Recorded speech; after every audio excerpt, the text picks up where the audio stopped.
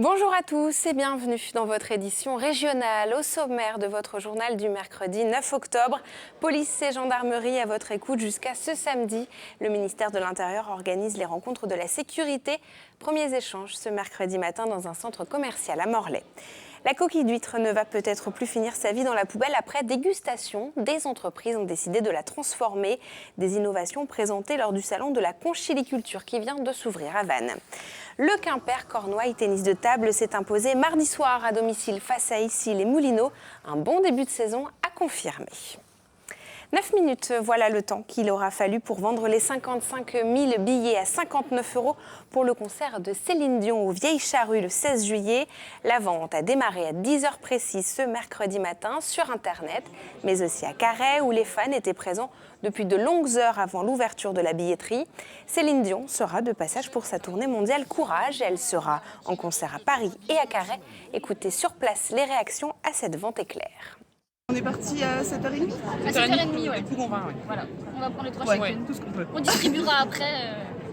Là, c'est à côté, donc fallait pas rater ça. Là, c'est du jamais vu. Là. 1100 paniers. 1100 paniers en 40 secondes.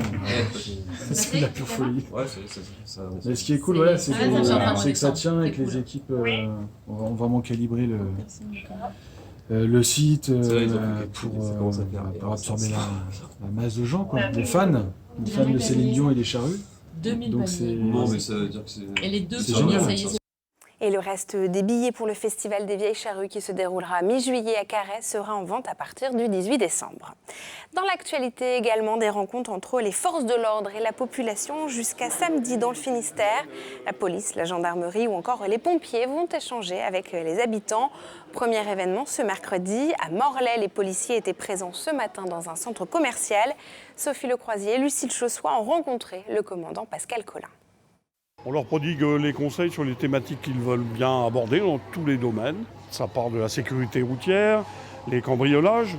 On leur explique les opérations que l'on mène à longueur d'année, comme l'opération Tranquillité et Vacances. Le lien, qui est essentiel, avec nos concitoyens. Parce que nous sommes nous aussi, une fois que cet uniforme je l'ai quitté, je suis moi-même un citoyen, comme tous les autres. Tout le monde travaille sur son image. Que ce soit dans le commercial ou par exemple on se trouve ici, que ce soit dans l'administration, surtout avec les problèmes qui sont survenus tout récemment à Paris. Effectivement, il y a une image à valoriser. Et nous continuons à détailler l'actualité de la région. C'est l'heure de votre chronique Toute Image. La Bretagne en 5 infos, préparée aujourd'hui par Jérôme Gallo. La justice demande des comptes à d'anciens responsables de la Chambre d'agriculture du Finistère. La procureure de la Cour des comptes a requis ce mercredi des amendes élevées contre Jacques Jaouen, André Sergent et Thierry Méret, aux manettes entre 2010 et 2013.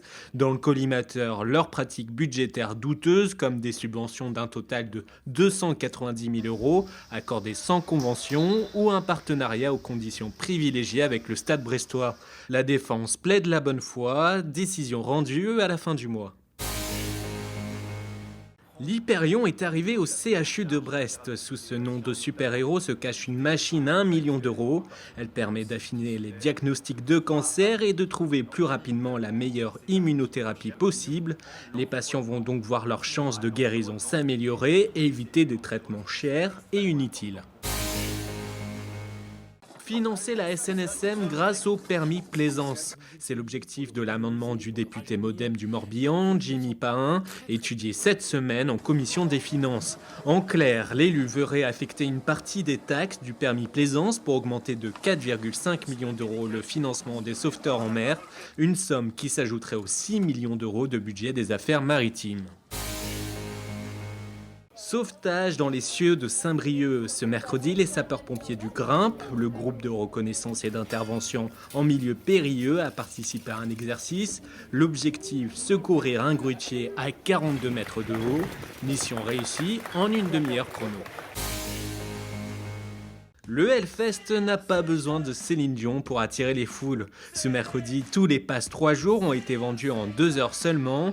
Une ombre au tableau, les bugs nombreux qui ont empêché beaucoup de métalleux d'acheter leurs billets en ligne.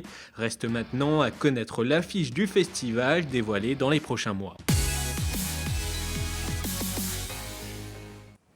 Nous l'évoquions en titre, le Salon national de la conchiliculture s'est ouvert ce mercredi à Vannes.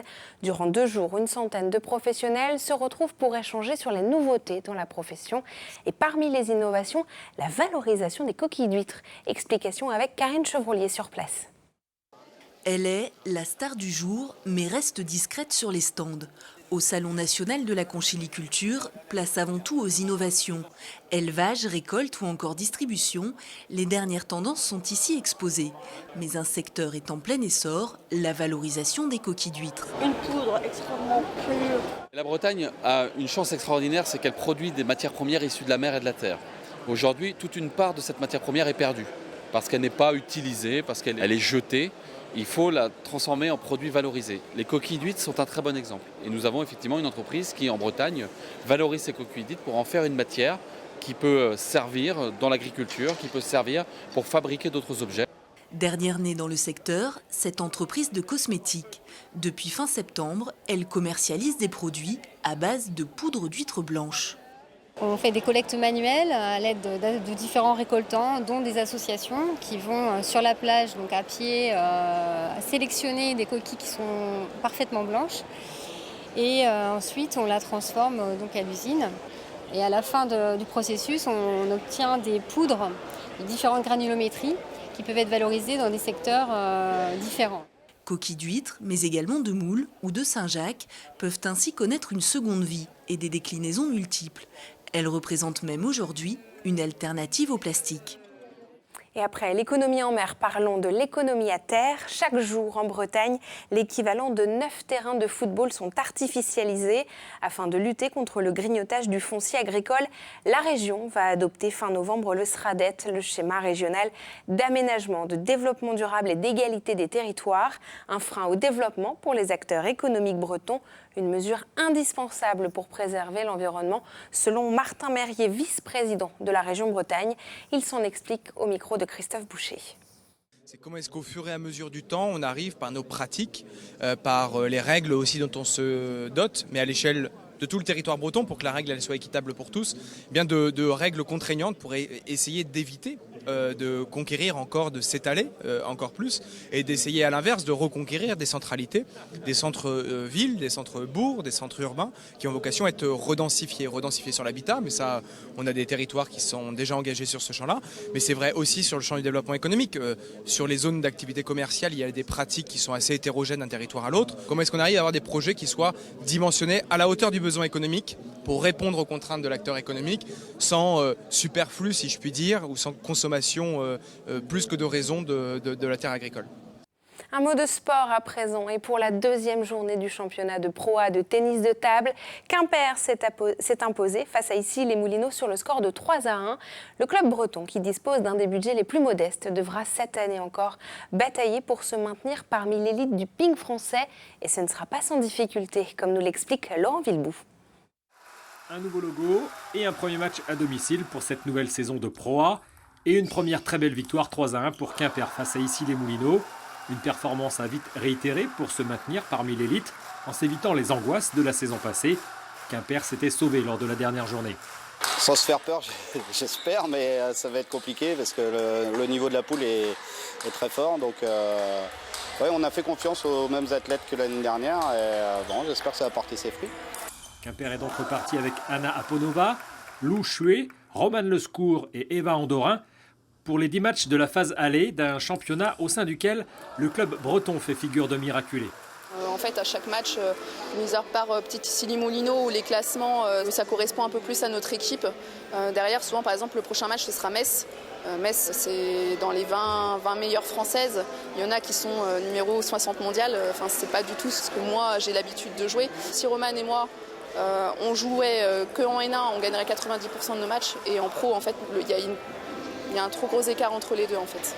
Il manque la Pro B comme il y avait avant. Faire front et grappiller des points, tel est le seul horizon cette année encore pour Quimper, dont les 150 000 € de budget ne laissent guère place au rêve. On est déjà au plus haut niveau. Voilà. Après, la Coupe d'Europe, là, je pense que c'est une autre envergure. Il faudrait des financements supplémentaires. Prochain match à domicile de Quimper, le mardi 14 janvier. Et c'est ainsi que l'on referme cette édition. Merci beaucoup de nous avoir suivis. N'oubliez pas de nous suivre sur les réseaux sociaux, Facebook, Twitter et Instagram pour suivre l'actualité de vos antennes locales. On se retrouve demain à 19h. Passez une très belle soirée sur nos antennes. À demain.